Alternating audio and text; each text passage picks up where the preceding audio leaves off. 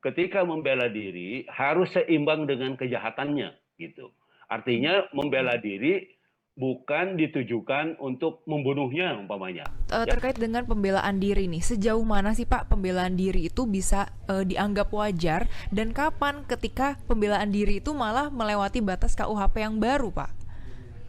Ya, gini, pembelaan diri itu ya bisa dilakukan terhadap satu kejahatan yang menimpa seseorang gitu. Artinya dia ketika orang melakukan dia menjadi korban kejahatan, dia membela dirinya gitu. Nah, cuma memang itu tadi, apa namanya? Ketika membela diri harus seimbang dengan kejahatannya gitu. Artinya membela diri bukan ditujukan untuk membunuhnya umpamanya. Ya kecuali dia juga apa namanya si korban itu terjadinya kejahatan itu karena akan dibunuh gitu. Nah itu yang apa namanya menjadi seimbang gitu. Apakah pembelaan itu menjadi seimbang dengan kejahatan yang akan dia terima gitu. Nah itu akan terlihat dari fakta-fakta itu gitu. Nah tetapi meskipun seimbang, kalau pembelaan itu mengakibatkan memang kematian orang umpamanya, kematian lawannya gitu ya, maka itu pun sebenarnya penegakan hukum harus tetap dilakukan meskipun nantinya pembela diri ini, orang yang membela diri ini dikatakan bahwa perbuatannya dilakukan dengan sangat terpaksa gitu karena membela diri. Nah, itu dalam hukum namanya operma. Ya, di dalam kitab undang-undang hukum pidana artinya secara terpaksa membela diri. Nah, itu bisa meringankan bahkan membebaskan, melepaskan bukan membebaskan. Ya, beda ya antara membebaskan dengan melepaskan. Kalau membebaskan itu terbukti sama sekali dia tidak bersalah. Tapi kalau melepaskan ada perbuatannya, tapi nggak bisa dikualifikasi sebagai tindak pidana gitu. Nah, salah satunya itu tadi ya bahwa dia melakukan pembelaan diri yang mengakibatkan kematian umpamanya orang yang akan melakukan kejahatan terhadapnya. Nah, itu namanya nodwir ekses atau opermah, terpaksa dia melakukan perbuatan yang kemudian dapat dikualifikasi juga sebagai kejahatan, tetapi itu bisa menjadi pertimbangan bagi hakim untuk melepaskan dia dari hukuman. Begitu, Mbak. Oke, Pak Fikar, artinya penegasan untuk menjadi apakah ini opermah atau bukan itu nanti di waktu persidangan ya di hakim, atau sebenarnya bisa dimulai dari di penyidik, di Kapolri maupun di jaksa, Pak Fikar? Iya.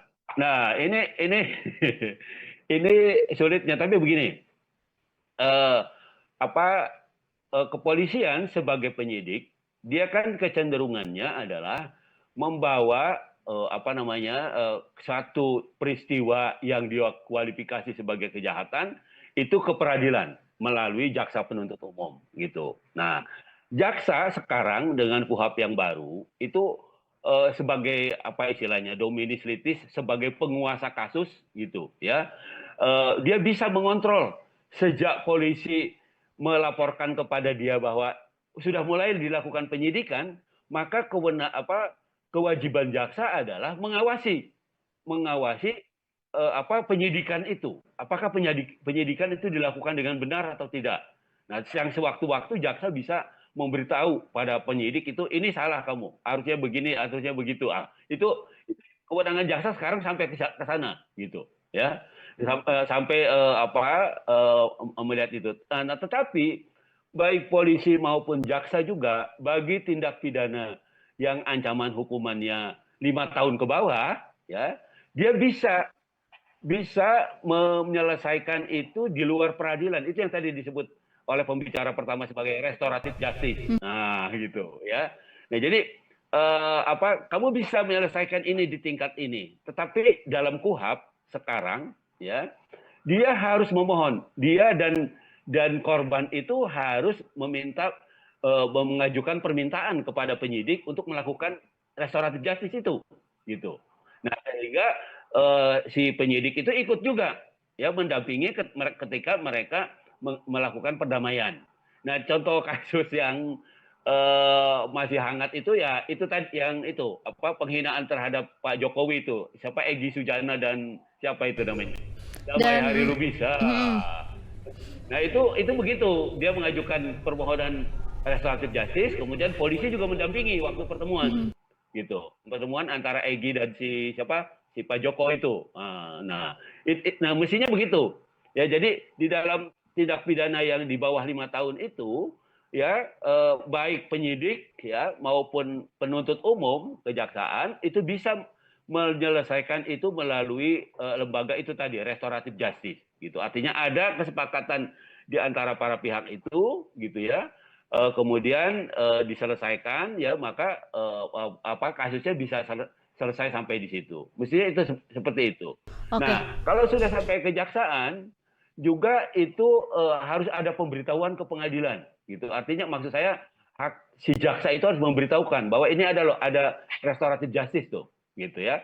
Karena kemudian dihentikan atau tidaknya nanti jaksa juga punya kewenangan untuk menghentikan namanya SP2, namanya surat penghentian penuntutan gitu ya. Jaksa juga bisa itu, tapi dia tetap menurut KUHAP dia harus juga memberitahukan ke pengadilan bahwa ada peristiwa pidana yang dia lakukan penyelesaiannya melalui restoratif justice. Begitu, Mbak.